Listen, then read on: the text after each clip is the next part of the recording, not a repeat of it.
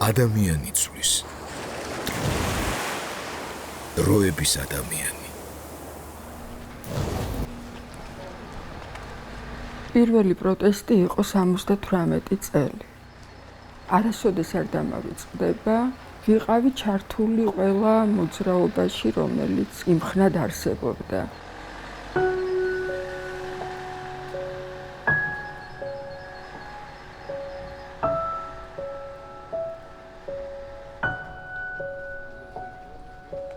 მე ვარ მარინა შვანია, პროფესიით მასწავლებელი, განათლების სპეციალისტი.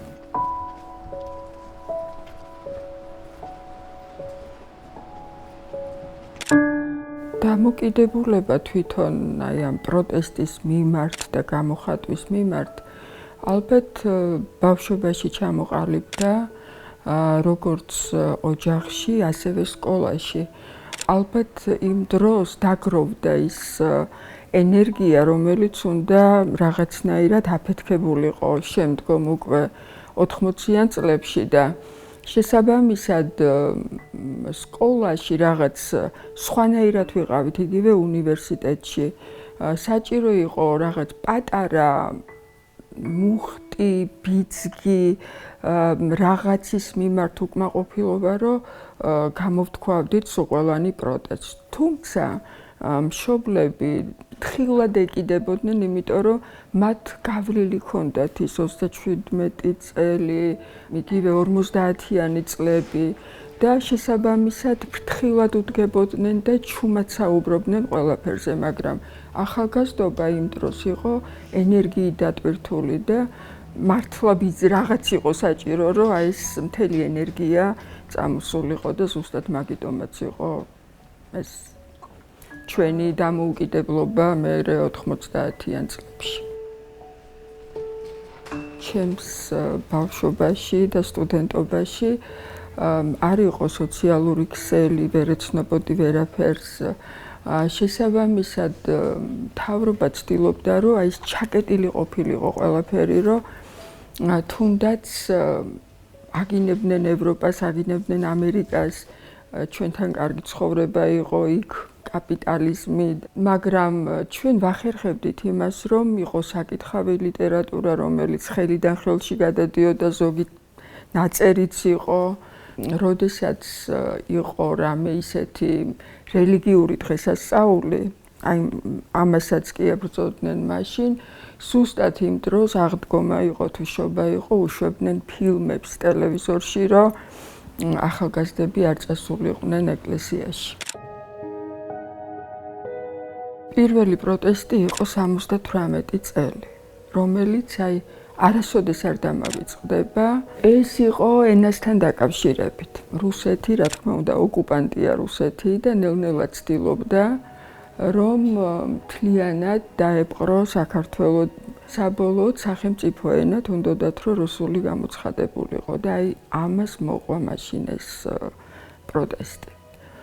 და რამხელა ენერგია იყო თვითონ იგივე საგანმანათლებლო დაწესებულებებში, სკოლებში, უმაღლესებში, რაღაცნაირად ყველა ერთდროულად გამოვარდა გარეთ დაწესებულებებიდან და სუყველანი აღმოჩნდით რუსთაველს. ოღონდ გავარღვიეთ, როგორ ეს კორდონი იყო, მაშინაც რა თქმა უნდა, ებრძოდნენ ამ პროტესტს, მაგრამ შურდულისებრი გარღვევა თუ გაგიკიათ რამოდენიმე მწკრივად, როგორც ახლა ეს დგანან ხოლმე პოლიციელები, რამოდენიმე მწკრივად იდგნენ და ახალგაზრდებმა გააკეთეს ესეთი შურდული და შუაში გავჭერით მოკლედ და აღმოჩნდით უკვე კიბეებთან პარლამენტის წინ. დავსხედით პარლამენტის წინ და მერე ჩამოვიდა შევარდნაძე, მოკლედ იქ ეთყობა მერე ითათბირეს და თქვეს, რომ არ შეცვლიან. შევინარჩუნოთ ფორმულირება, რომელიც ითვალისწინებს სახელმწიფო ენად ქართული ენის გამოცხადებას. შემდეგ უკვე იწყება ეს 80-იანი წლები. მაშინ ჯერ კიდევ არ მყავდა შვილი, 82-ში გაჩნდა ჩემი შვილი. და ვიყავი ჩართული უკვე ყველა მოძრაობაში, რომელიც კი იმხნად არსებობდა. ვიკრიბებოდით ხოლმე სიონის ეზოში. იქ ხდებოდა უკვე ესეთი აკრძალული ლიტერატურის გაცვლა, ვეცნობოდით, ვავრცელებდით, მე ერთმანეთს ვაძლევდით წასაკითხად და შემდეგში უკვე 99 წლამდე ჩემი მეუღლე იყო გამომძიებელი გარდაცვლილი არის და აქედან გაგვიშვეს აფხაზეთში, ანუ აფხაზეთში წავიდა მივლინებით შვილი პატარა მყავდა, რაღაც მოხდა იქ და სოხუმში ვიცხოვრეთ რამოდენიმე პერიოდი და მახსოვს ის პერიოდი აი როგორ იქცეოდნენ თვითონ აფხაზები და ის რუსები, რომლებიც იქ ცხოვრობდნენ. აფხაზები ძალიან სხვანაირად იყვნენ მაშინ, დამოკიდებულება აფხაზებსა და ქართველებს შორის იყო აბსოლუტურად განსხვავებული, მაგრამ იყვნენ ვიღაცეები, რომლებიც ცდილობდნენ, რომ გამოეწვიათ ეს დაძაბულობა და როდესაც შევდიოდი სადღაც რაღაცის აღიკვად, თქვენს ძაღლურ ენაზე ნუ ლაპარაკობ თუ ეს რუსები ეუბნებოდნენ ასე. და რა თქმა უნდა, ჩემგანაც იღებდნენ პასუხს, მაგრამ აი ესეთი მძიმე წლებიც მაქვს გატარებული იქ.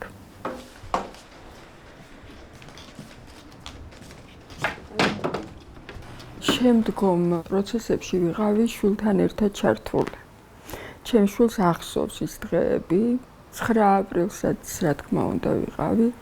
სანამ დარბევა მოხდებოდა, მანამდე ვიყავი და მე უკვე ბავშვი უკვე დატოვებული მყავდა და მარტოკა ეს სადღაც აუცილებლად უნდა მივსულიყავი სახლში და რომ მივედით, მე და ჩემი მეუღლე ჩემთან ერთად იყო, დაურეკეს უკვე ცოტა ხანში, რომ სასწრაფოდ რუსთაველზე უნდა აი იქიდან გავიგე უკვე ეს ამბავი და საშინელება იყო. მე დილას უკვე ძალიან ადრიანად ვიყავით აქ და არ ვიცი, საშინელი მდგომარეობა იყო მართლა. აზელილი იყო ყველაფერი აი და ეს რუსის ჯარისკაცები, რუსები იდგნენ იქ, შეიარაღებულები ესე და ძალიან ცუდი სანახავი იყო. და მონაწილე ვარ ასევე აქ თავისუფლების მოედანზე, ადრე ამას ერქვა ლენინის მოედანი და იყო ძალიან დიდი ძეგლი ამ ლენინის. და მთელი ღამის განმავლობაში და ვერც ვერავინ ვერ წევდა წინააღმდეგობას, როგორც ცდილობდა ყველა, რომ ეს ჩამოეკდო ეს ძეგლი და ბოლოს მძიმე ტექნიკის საშუალებით მოხდა, ანუ ძალიან ბევრი ადამიანი იყო ჩართული ამაში და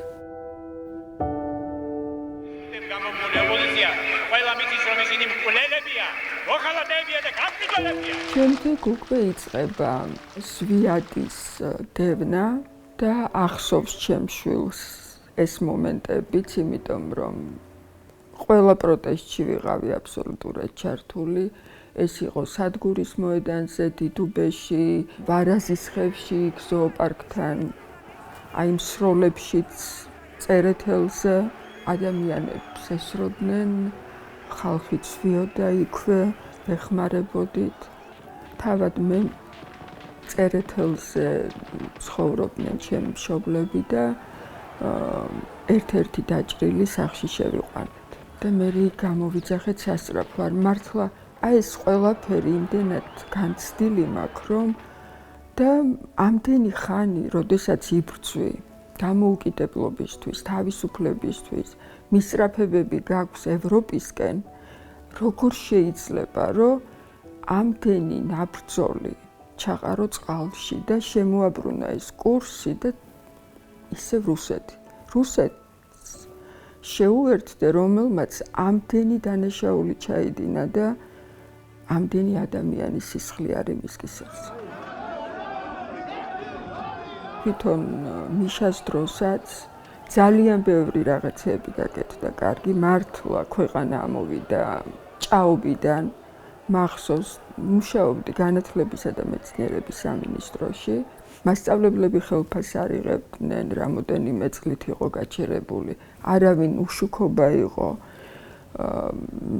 როდესაც პირველი პროექტი იყო ამ მსოფლიო ბანკის დაფინანსებით განათლების სისტემით, იმ პერიოდში შეიქმნა სხვათა შორის მასწავლებლების სახლი, გამოცდების ცენტრი, ეროვნული სასწავლო გეგმების ცენტრი და მდგომარეობა იყო ისეთი, რომ არ ქონდა კომპიუტერები, რომ ქვემუშავა.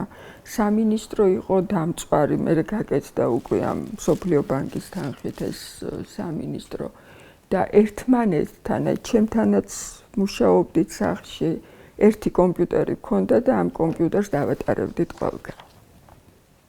აი ესეთი წლები და თან ქვეყანა დადგა ფეხზე და ისეთ ეტაპს მივაღწიეთ, რომ ევროპის მასშტაბით, კი არა მსოფლიოს მასშტაბით, ძალიან ბევრ შეხვედრაში მაქვს მონაწილეობა ოფიციალურში მიღებული, ყველა გვეგებებოდა, რომ ხართ, არ ვიცი, დემოკრატიის შუქურები და ყველა შემოგმნატროთ.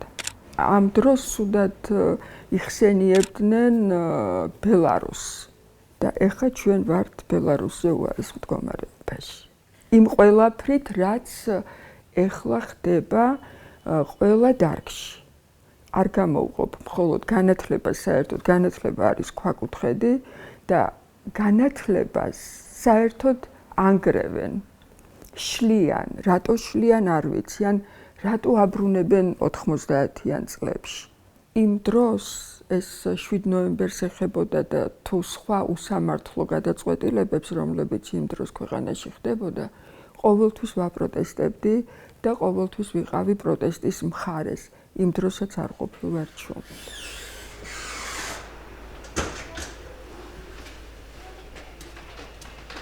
ხელისუფალი ვისია? შენი მოყვანილია ხო ეს ხელისუფალი? შენ უნდა შეგიქმნას პირობები, რომ იცხოვრო, შენ კეთილდღეობაზე უნდა იზრუნოს მან. და შესაბამისად, ჩვენთან არ არის ეს კულტურა. ჩვენ ძალიან ბევრი ვაცალეთ ივანიშვილის ხელისუფლებას, ივანიშვილის მთავრობას, რომელიც ეხლა არის. თავიდანვე რო გაეპროტესტებინათ ადამიანებს, ამ მდგომარეობამდე არ მივიდოდით ალბათ.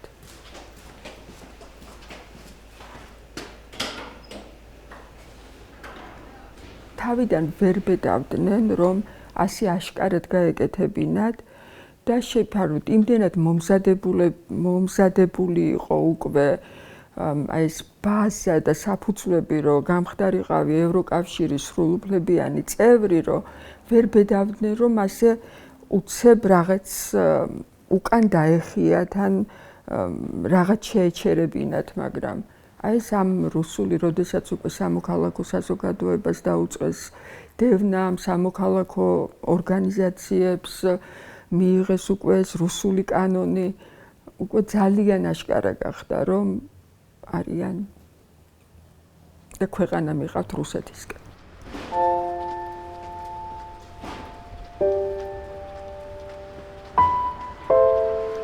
დაიწყო იმით, რომ დაიწყო უკრაინის ომი და ჩვენ ყველანი ვიყავით ქუჩაში იმ დროსაც, როდესაც საჭირო იყო გავდიოდით, არჩევნების დღესაც, როდესაც გამოაცხადეს, მე ვიყავი თავისუფლების, ანუ პარლამენტის წინ.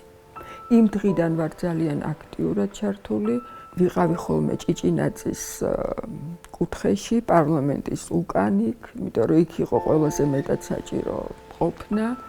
ძალიან ბევრჯერ შევისუნთქეს გაზი, არ ვიცი ვარ მოწამლული თუ არა, თვითონ წყლითაც დავსვავდი ძალიან ბევრჯერ. ჩემი შვილი დადიოდა ჩემთან ერთად ამ აქციებზე, შვილიც. და ბევრჯერ მოვხვდით ამ ჭყლეტვაშიც და დარბევაშიც. და იმის მერე უკვე ყოველდღე თითქმის შეიძლება რამოდენიმე დღე მაქვს მხოლოდ გამოტოვება.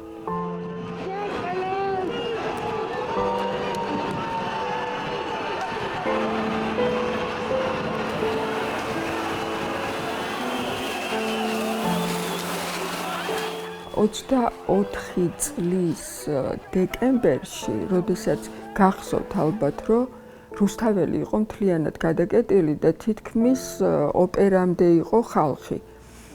და იყო მარშების დღე. კახელების მარში, მეგრელების მარში. იმ დღეს რუსთაველი იყო სავსე, ანუ ყველა გამოდის, რომ ყველამ გადაკეტა გზა. მაგ დღეს მე დავებოდნენ, რომ მე გადავკეტე გზა. და ჯარიმა გადავიხადე, იმიტომ რომ სასამართლო ისე მოაწყვეს, არ დამიკავშირდნენ, ოქმი არ ჩამაბარეს. სასამართლო უკვე ჩატარებული იყო, როდესაც დამიკავშირდნენ და მითხრეს, რომ უკვე ეს განაჩენი არის გამოტანილიო. და მაშინ არ შეიძლებოდა, რომ არ გადაგეხადა ეხლანდელი მდგომარეობით, შეიძლება გაასაჩივრო. მე გასაჩივრების უფლებაც კი არ მომცეს. მეორე შემთხვევა უკვე 17 დეკემბერს დამირეკეს მე მგონი 24-ში და მითხრეს, რომ სასამართლო არის ჩანიშნული 25 დეკემბერს. ტროტუარზე დგომის გამო, ანუ 17 დეკემბრის ჩატარდა 3 სასამართლო. იქ კადრები დგავარ ჩვეულებრივად, ვაპროტესტებ, რისი უფლებაც მაქვს, მაგრამ არავის არ უშლი ხელს. ამ დროს პროკურატურის წარმომადგენელმა თქვა, რომ შეიძლება სავარაუდოდ ვიღაცას უნდოდა გამოვლა, მაგრამ მე რო ვიდექი, ამიტომ გვერდი ამიარა და ესე გაიგო. და ეხლა არის უკვე მეოთხე პროცესი, ჯერ არ არის ჩანიშნული, გადადეს და მითხრეს, რომ დამიკავშირდებიან, მაგრამ რაღაც ვიგრძენი ისეთი მოსამართლეს ალბათ მოსამართლეებსაც უჭირთ ალბათ განაჩენის გამოტანა ზოგადად კი გამოაქვთ, მაგრამ თავის დაუნებურად რაღაცნაირად ან აშანტაჟებენ, ან არ ვიცი რას უკეთებენ. როგორ შეიძლება აი ამ პირველი იყო სანდრო მეგრელიშვილი, რომელიც ტროტუარის გამო 4 დღით ჩასვეს ციხეში, აი არ ვიცი რანაირად უნდა გამოიტანო მსგავსი განაჩენი. გამლველებს თუ აქვთ უფლება, რომ ტროტუარზე გაიარონ, არის იმდენი ადგილი, რომ გაიარონ, მაგრამ მეც ხომ აქვს გაპროტესტების უფლება. მეც ხო შემიძლია, რომ გავაპროტესტო. დღეს ხუთშაბათია, ტრადიციულად აქვიკრიბებით, მადლობა ყველას მოსვლისთვის. როგორც იცით, ჩვენ აკუზენაის სასამართლოს წინ ბუდმივად. პირველ რიგში მინდა რომ ჩემს ინდისთან ვიყო მართალი. და მართლა არის ღირსების საკითხი, როდესაც ამდენი ხანია მონაწილეობა ამ პროტესტში. მიისწრაფვი იქითკენ და ქვეყანაც, რა თქმა უნდა, სადაც არის კეთილდღეობა, ეს ევროპული კავშირი, როგორ შეიძლება ამაზე ყველაფერზე უარი თქვა. და იგივე მომავალი თაობების წინაშე, თუ არა ჩვენმა თაობამ, ვინ უნდა გააკეთოს მაშინ. არ მინდა, რომ რუსეთის ვასალი, რუსეთის მონა გახდეს საქართველო.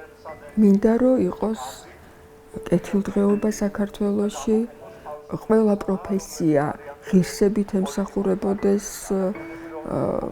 ქვეყანას, ხალხი ღირსეულად ცხოვრობდეს, პენსიონერი ღირსეულ პენსიას იღებდეს და ქვეყანა ზრუნავდეს მასზე, ზრუნავდნენ ბავშვებზე, სკოლის მოსწავლეებზე, რომელ თითქმის ყოველი მეორე მოსწავლე შიმშილობს სკოლაში. როგორ შეიძლება ამ დროს იყო გაჩერებული? და ამდენი ბოროტება გაგიკეთა რუსეთმათან. იცი, რომ აი ამდენი ბოროტება გაგიკეთა.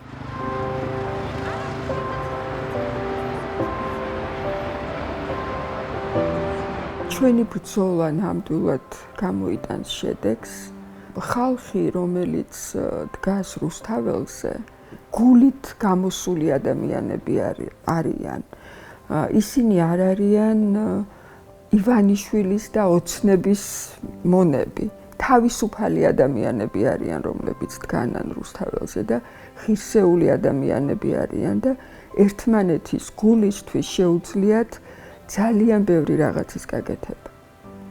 ძალიან კეთილი ადამიანები არიან, პროფესიონალები, თავისი საქმის მცოდნეები და მათ იციან, რომ ეხლა თუ არ გადარჩება ქვეყანა, ჩვენ წავალთ არ ვიცი, ფსკერის ქვემოთ. იმედიანად ვარ, ნამდვილად ვარ იმედიანად.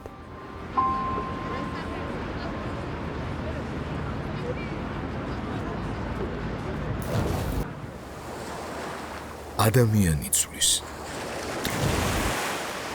დროების ადამიანი